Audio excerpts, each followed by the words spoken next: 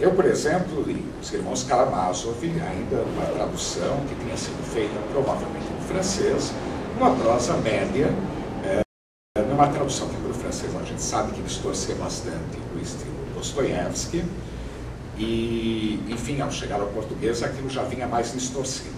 Mas, digamos, a trama, as características psicológicas das personagens, do Ivan Karamazov, do Dmitri e tudo mais, isso de alguma maneira passava. Quer dizer, quando eu li, aquilo tinha 50 vezes, 100 vezes mais informação estética, literária, de todo tipo, do que eu podia absorver, né? Provavelmente, se eu lisse aquilo numa tradução primorosa do russo para o português, ou se eu tivesse aprendido na época russo para ler, eu talvez não fosse ter muito mais prazer do que eu tive. Aquilo chegou ao máximo do meu odômetro, né? Ou do meu velocímetro de prazer na época. Agora, em sucessivas leituras dos Irmãos Karamazov, eu já vou sabendo que é a trama disso, porque eu vou ler aquilo de novo, óbvio. Eu vou vendo detalhes novos, eu vou vendo como, por exemplo, Dostoiévski vai preparar uma determinada cena 100 páginas antes, apresentando tais ou quais personagens e colocando em tais ou quais situações.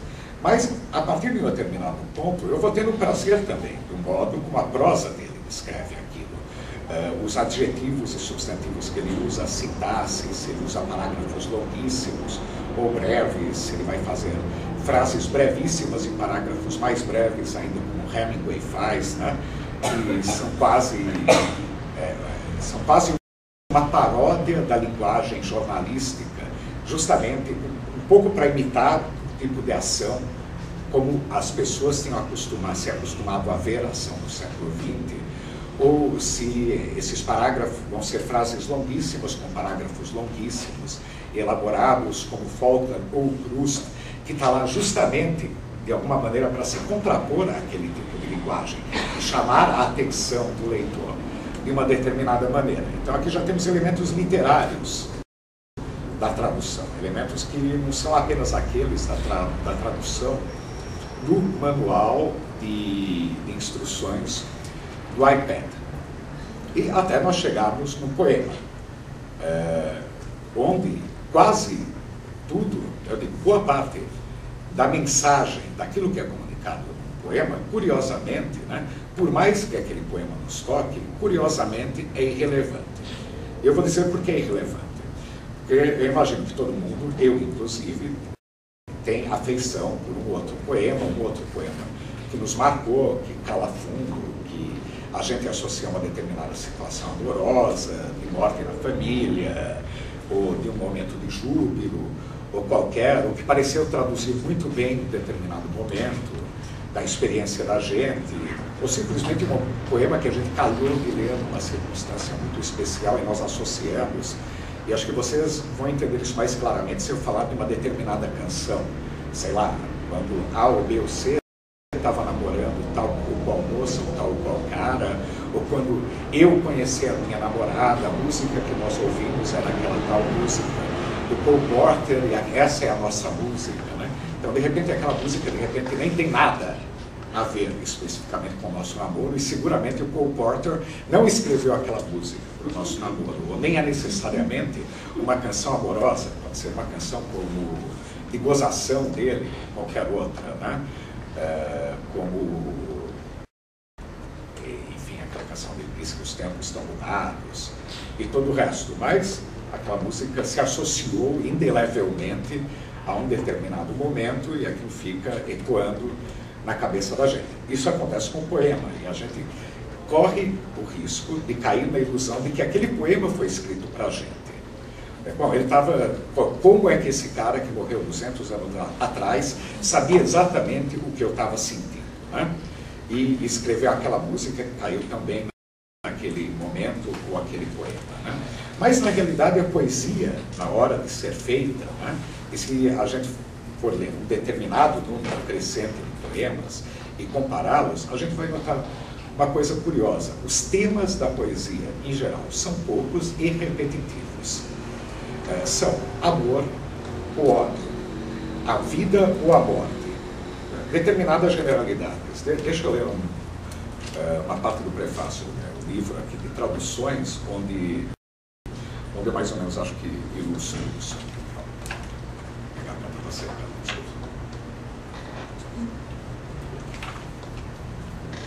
O que os poetas costumam dizer, e dizer entre aspas, em linha geral, o seguinte: você é jovem e lindo, ou linda, e eu te amo. Ou você é velho, ou velha, e feio, ou feia, e eu não te amo. Meu filho, ou pai, ou mãe, é uma maravilha ou uma desgraça. O gato, ou cachorro, ou cavalo, ou tigre, ou leão, etc., é misterioso e arisco, ou fiel, veloz, altivo, feroz, etc. A vida, que pode ou não ser um sonho, é boa e breve, e tenho medo de morrer. Ou a vida é ruim e longa e estou cansada dela. Minha aldeia, ou cidade, ou região, ou país é o mais adorável que existe, e sinto falta dela. Ou é detestável e quero ir embora e nunca mais vê-la. Javé, ou Zeus, ou Alá é bom e devemos respeitá-lo.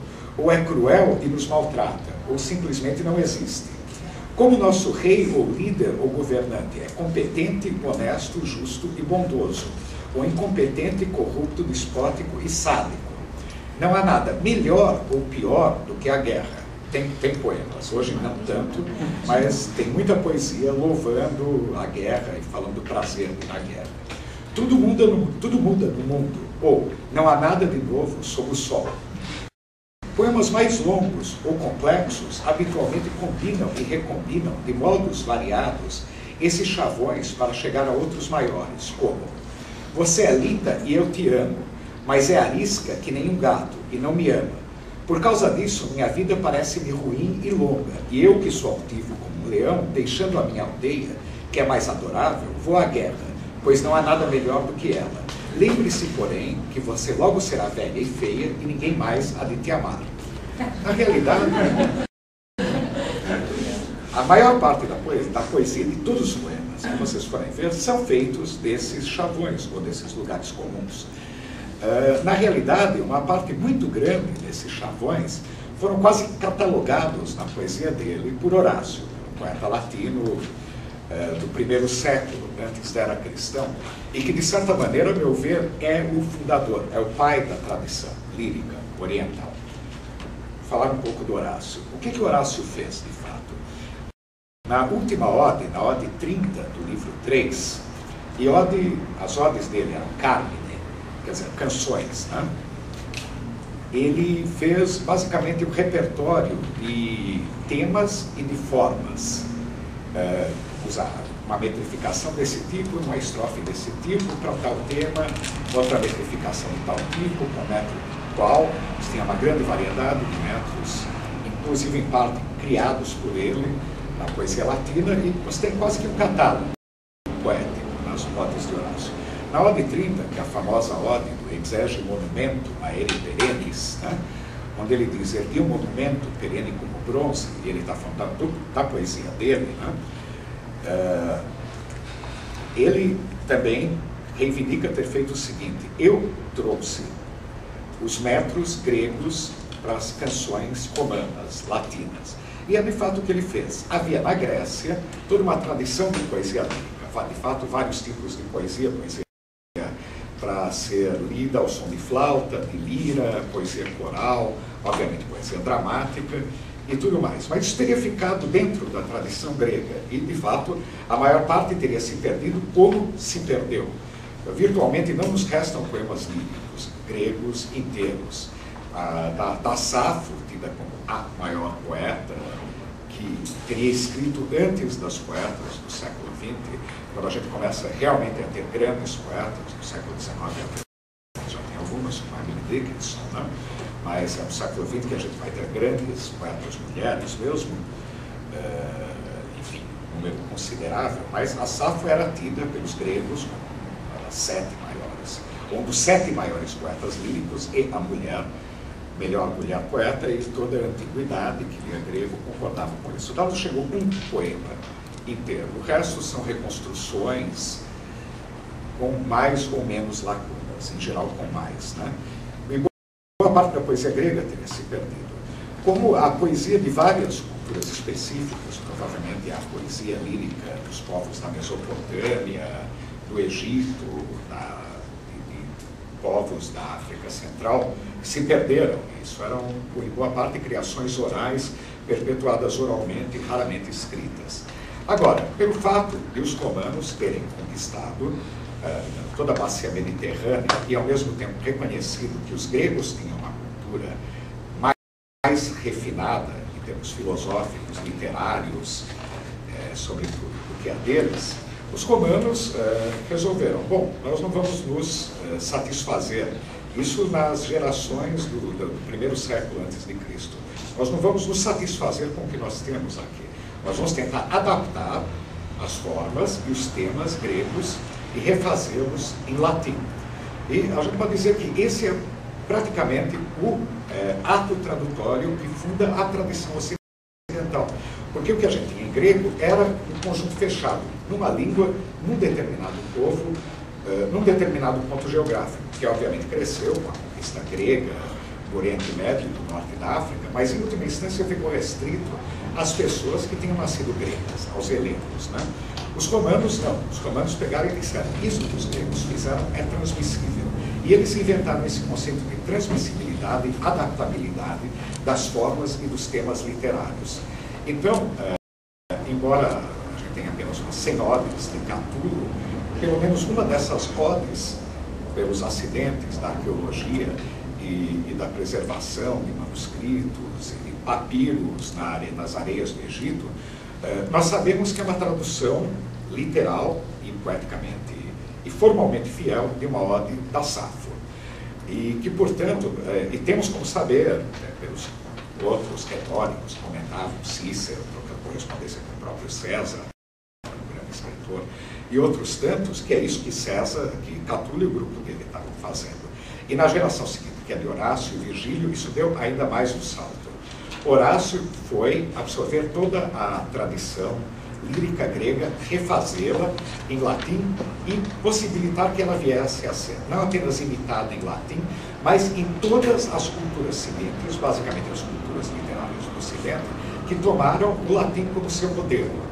Uma coisa que foi absolutamente central para todas as literaturas ocidentais até o século XIX e continua sendo central, de certa maneira, até hoje. Eu diria que não tem, numa língua que traduz muita poesia, talvez seja que traduz mais atualmente, que é o inglês, não se passam 5, no máximo 10 anos, sem que se publique em inglês uma nova versão poética completa das odes de Horácio. Além disso, o Horácio criou ele mesmo novos gêneros, como as sátiras e as epístolas poéticas. E Virgílio fez o quê? Virgílio, as 3 obras dele, que são as éplogas, os diálogos entre pastores, as geórgicas, que são poemas sobre a terra de Queos, né? Enfim, com cuidado das colheitas e das vinhas, das abelhas, mas são poemas aparentemente didáticos. E na Eneida, ele de novo foram atos tradutórios. As éplogas, ele foi imitar, aspas no imitar, ele foi refazer a partir da poesia alexandrina, de poetas como Calímaco e Teócrito, sobretudo, poetas gregos tardios do século III, IV antes de Cristo, cuja literatura, embora não eles necessariamente se centrava no centro grego, Alexandria, no Egito, né? As geórgicas foram feitas explicitamente a partir dos trabalhos e dias do exílio, que são junto com a Teogonia, os 2 poemas mais antigos, logo depois dos poemas homéricos gregos. E a Eneida é explicitamente uma imitação, ao mesmo tempo, da Odisseia e da Ilíada. É um poema de guerra, como a Ilíada, é um poema de périplo e de viagem, e de viajantes perdidos, como é a Odisseia, e é feito no hexâmetro latino, que, à sua maneira, é também uma tradução do hexâmetro grego. Mas, enfim, voltando à questão. Horácio, basicamente, em boa parte criou, em boa parte catalogou todos esses temas que estavam. E a gente poderia quase dizer que, se a gente volta a ler Horácio, de repente a gente vai descobrir qual, praticamente todos os poemas que eu li, de uma ou de outra maneira, eles estão aqui. Agora a questão é, se eles estão lá, para que refazer?